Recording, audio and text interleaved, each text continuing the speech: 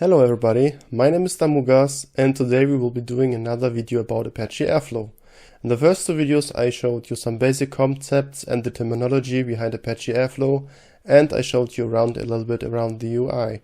Now it's time to get some hands-on in coding for your own DAG. First of all, we need to create some directories where all data will be placed that we want to change and upload into the Docker container. So let's start with a DAG, with a new directory inside your home directory called Airflow test, and we will be creating also a DAGs directory.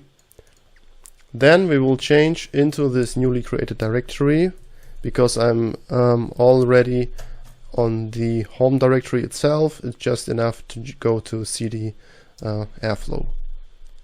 And inside this directory we will create our mount point, which you should already know from the UI demonstration, but this time it's a little bit different. We will add another mount. We will add the first mount command here, mounting our local directory which we are currently in, and the DAGs directory, which is currently empty, but we created it here, into the user local Airflow DAGs directory inside the Docker image.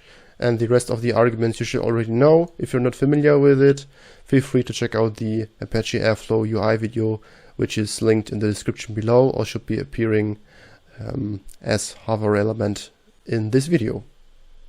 And then you will have to wait until the Docker container is up and running again.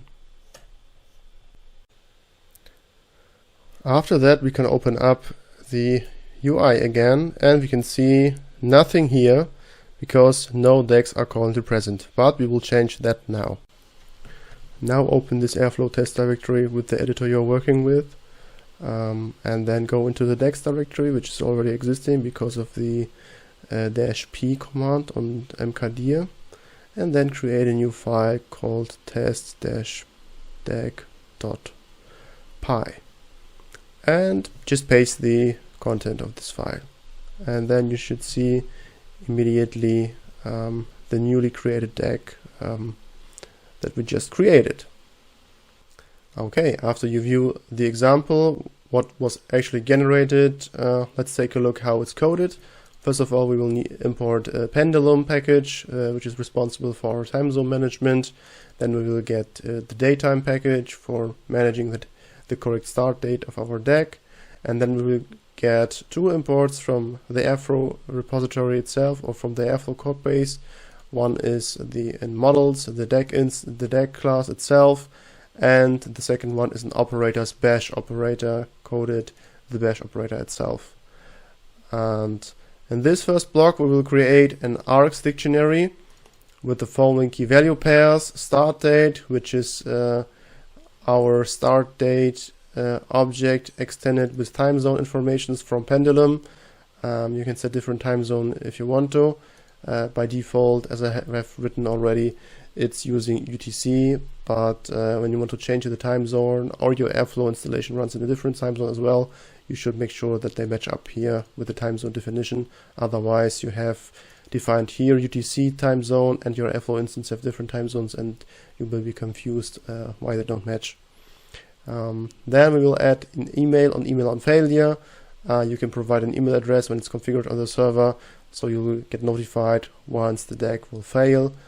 For debugging purpose, I would always say set this to false, or just leave it out, as the default is false, but later on for monitoring you may be interested to set it to true. Next one will be the DAG itself, which we will be creating. We will pick the hello world name, as quite common for learning new stuff or new programming languages. I think it's appropriate to use it here as well. Then we will pass the arguments we just created above to the default arguments to the DAG. You could only just inline it here, but the readability is increased if you separate it. Then you can set here the scheduling interval. None means you have to trigger the DAG manually, otherwise you can use this cron tab style notation when you want to set automatic intervals. Max active runs will make sure that this DAG cannot be run in parallel, and catch up will set setting to false, make sure that not for every date that's passed since the start date a new task is initiated and can be run directly, they will just start by the deck was actually initialized. And then we will using the bash operator here. Also, each instance, which is an execution of an appropriate operator, have to have a unique name, otherwise it cannot be referenced from different tasks. And in this example, we will just print hello world outside our bash command, and you have to assign the deck that you just created here as well. Now let's jump back to the deck itself. As you know from the UI video I showed you already, we have to enable the deck here first of all, and then we can jump into it. And you're interested, you can again look at the code I just presented you, and because we have no scheduling set up, which you can see here again, we can trigger the deck and just wait a little bit until the execution is finished. And it's already finished.